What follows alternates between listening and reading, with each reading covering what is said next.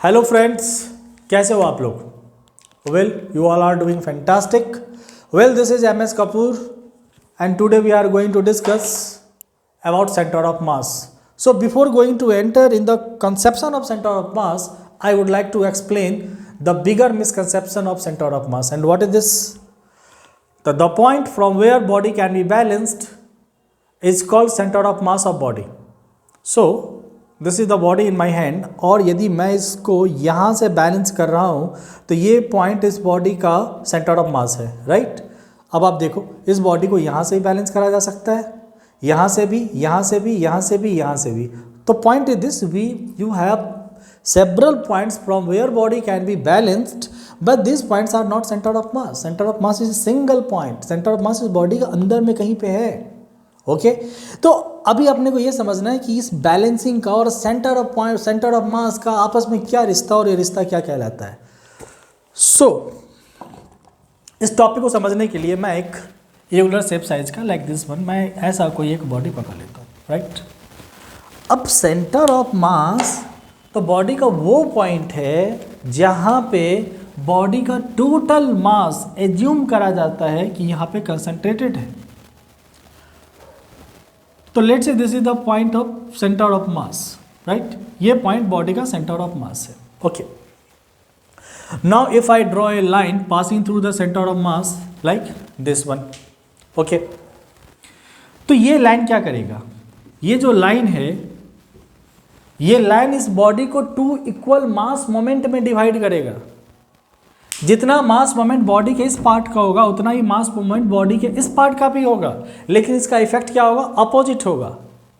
Okay, यदि ये body को क्लॉकवाइज डायरेक्शन में रोटेट करने की कोशिश करेगा तो ये बॉडी को एंटी क्लॉकवाइज डायरेक्शन में रोटेट करने की कोशिश करेगा.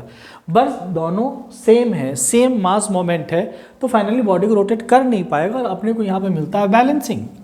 मीन्स इस पॉइंट से भी बॉडी बैलेंस करा जा सकता है और इस पॉइंट से भी बॉडी बैलेंस करा जा सकता है. यहाँ से बहुत सारे लाइन खींचे जा सकते हैं. मैं एक और लाइन ड्रॉ कर दूँ लाइक दिस वन. अब ये लाइन भी यहाँ से पास कर रहा है. अब मैं इसको कोई और भी नाम दे दूँ, मान लो ये ए और ए डैश है ये, right?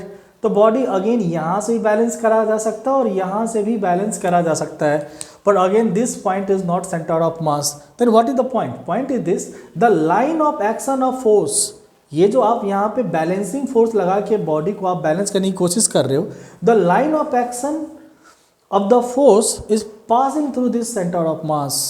Line of action of balancing force is passing through the center of mass. और ये जो लाइन ऑफ एक्शन है, इन दोनों का जो इंटरसेक्शन होएगा वो होगा सेंटर ऑफ मास, राइट? तो अभी मैं यही कह रहा था कि अभी ये बहुत सारे पॉइंट आपको मिलेंगे. सब में कॉमन बात क्या है कि आप जहाँ भी फोर्स अप्लाई कर रहे हो, उस जो फोर्स का लाइन ऑफ एक्शन है, that line of action must passes through the centre of mass. Okay, तो आपको बहुत सारे पॉइंट मिल सकते हैं जहाँ से बॉडी बैलेंस हो सकता है, but this point is not centre of mass. Okay, now अब यदि बॉडी आपका यूनिफॉर्म हुआ, अब यदि मैं सेंटर ऑफ मास यदि कंप्लीट मैं चाहूँ तो आप कैसे डिफाइन करेंगे कंप्लीटली सेंटर ऑफ मास को? तो पहली बात, centre of mass is also point mass. और पॉइंट मास की खासियत क्या होती है? Point mass always in the translational motion, right?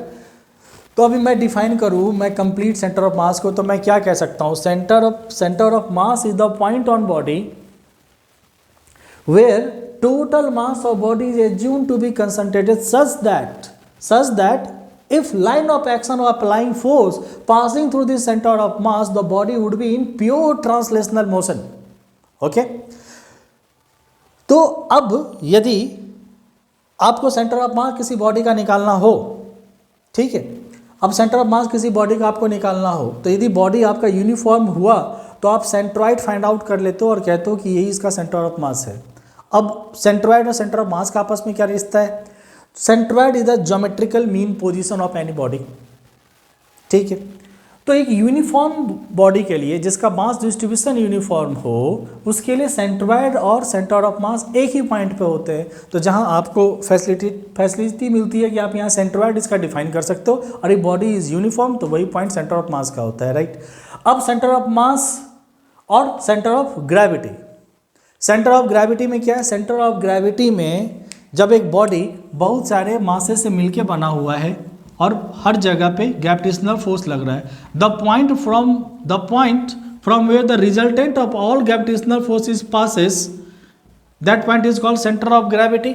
और यदि यहाँ से टोटल रिजल्टेंट पास कर रहा है, मतलब यहाँ से यदि टोटल मास m है तो इसका मतलब इस पॉइंट पे टोटल मास है, और ये इसी को आपने बोला था जिस पॉइंट पे टोटल मास कंसंट्रेटेड हो वो सेंटर ऑफ मास है। तो इस केस में सेंटर ऑफ मास और सेंटर ऑफ ग्रेविटी क्या है? सिंगल एक पॉइंट पे है।